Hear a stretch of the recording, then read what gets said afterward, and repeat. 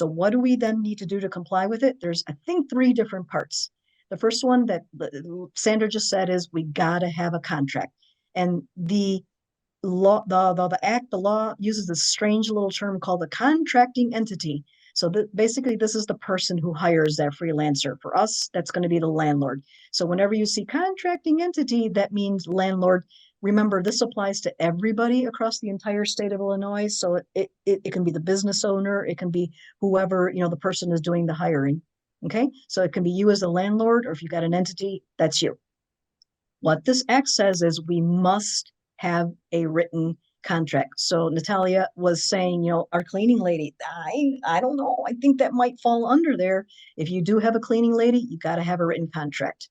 The landlord, must give that freelancer a copy of that contract. It can either be paper or electronic.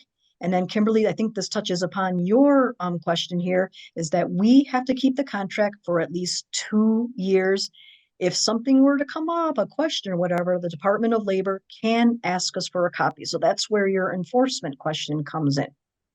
The Illinois, remember, this is not kicking in until later this year, and the Illinois Department of Labor is going to provide a contract that we can download and use on their website. I couldn't find it.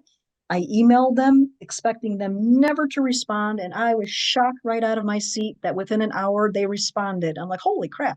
They said that they are going to put one on their website. It's just not available yet since the law doesn't come into effect. So I'll try to remember to check it out and give you guys a copy of that contract when the law is getting closer to the effective date. Okay. And then the law is very specific about what those contracts must include. I'm just going to zip through this. It's got to include the name and contact information for you, the landlord, and the freelancer, as well as a mailing address, for you. It's got to list whatever it is they're selling you or whatever services they're providing to you, as well as what those items or services are worth. It's got to include, how much you're paying them and how you're going to pay them. It's going to include the due date that we have to pay them. And the law says we cannot pay them any further out than 30 days after they finish it. And I got more information on the next slide.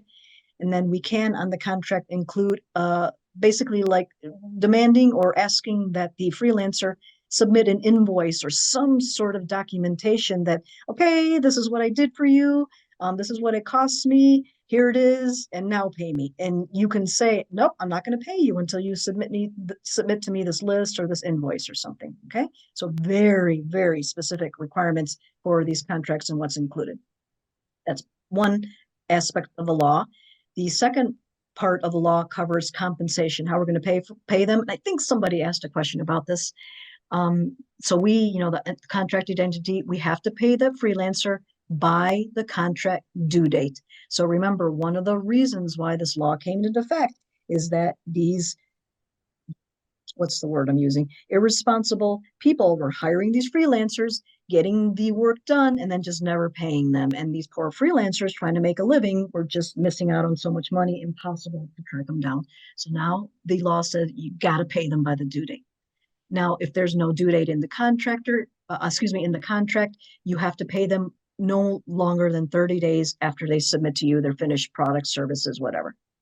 And then the other thing related to compensation, this is where the blackmail comes in. After the freelancer says, okay, I've started, you can't then say, okay, I'm not going to pay you your full amount. I'm only going to pay you this amount, or I'm not going to pay you on time until you do X, Y, and Z. You can't pose any type of restrictions, additional ones, after the freelancer starts their work. Okay. Sandra said, what did it say about invoices? Let me go back one slide. What the law says is that we landlords do have a right to ask the freelancer to submit an invoice or whatever proof you want showing that they're done, that they submitted all of their finished, they completed their work, they sold everything, whatever it is you're requiring of them. You can't say, okay, before I pay you, give me an invoice or whatever it is, proof that you require there. Carlos is saying, can you please show the previous screen? I'm assuming you want this one. Martin says, if there is a change in the scope of the work, you should be able to make a change in the contract. Really good point there, Martin.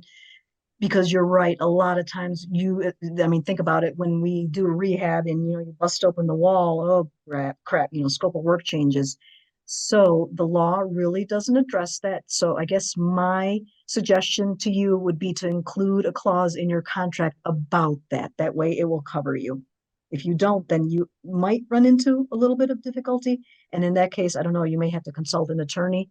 Hopefully, we will remember to look at the sample template that the Department of Labor is going to provide, and hopefully they got something in there, but excellent thinking on that one, Martin. Okay, let me move on. And then the last part of the act says discrimination. So we, the landlords or whoever it is, we shouldn't do any of these items to the freelancer. We can't threaten them, intimidate them, discipline them, harass them, deter them, or say, nope, because I'll show you here in a second, there's penalties and violations. We can't threaten them, say, hey, if you report me, you're going to be in trouble, or, threaten them to other individuals, say, hey, they did a crappy job for me, and so don't hire them type of thing. So I think that's pretty good. It's protecting these individuals from contracts, from things that go bad. Okay, Kimberly, so now here is your question about, how is this going to be enforced? How is it going to be monitored? Wow, the act they are serious about this. The act spent a lot of time laying out a really long, complicated, detailed process about complaints. So, got to be careful with this. And I'm actually glad because these poor freelancers, again, have been suffering for a long time. And what the act says is that the freelancers may file a complaint against, the contracting entity or landlords who violate the act. They can file it with the Illinois Department of Labor and the Illinois Circuit Court. And if you go, I'm not going to lay it all out, but I look really quickly on the website. All they ask for them is for them to complete a form, submit some documents. There is a time limit on it. These freelancers only have 2 years to submit their complaint. And it was way too long for me to, specify it. There, like I said, it's just really, really long and complicated. But it is there. And like I said, they're super, super serious about it. Martin is saying there should also be protections for the landlord for contractors who do shoddy work. Yes, but that is up to you in your contract. So in your contract that you have with these contractors, landscapers, whoever it is you hire, the more detail, the more specification, the more protections you put for yourself. Absolutely. That's on you. This is for the freelancers. Kimberly's saying, is this federal or state? State. So this is only for the state of Illinois so far, the whole state. Although, in sort of supplementing a little bit your question about the federal, several other states love what Illinois has done. So the other states probably are going to come on board with that. Okay. Penalties, like I'm saying, this one is super serious. So Kimberly and everybody, if you're thinking, forget it, I'm just not going to do it, I highly recommend you don't ignore it, because this one, the Attorney General of the state of Illinois is involved, and the act does lay out all of the penalties.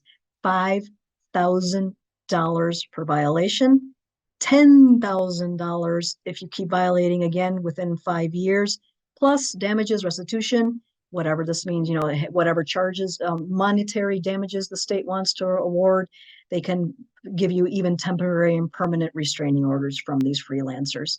So don't think, if you're in doubt whatsoever that you have a freelancer, it's not going to be that difficult to slap a contract together. You guys sign it, because like you can see here, pretty serious and very, very heavy penalties and violations. Okay, couple questions. Paul, so I am sure you have said this, but simply put, who is a freelancer that we possibly deal with? Okay, let me address that one. It's kind of iffy right now. Paul, like I said, let me go back to that slide that talks about contractors. So when I first started attending this other group's presentation about it, they were freaking out because it was everybody.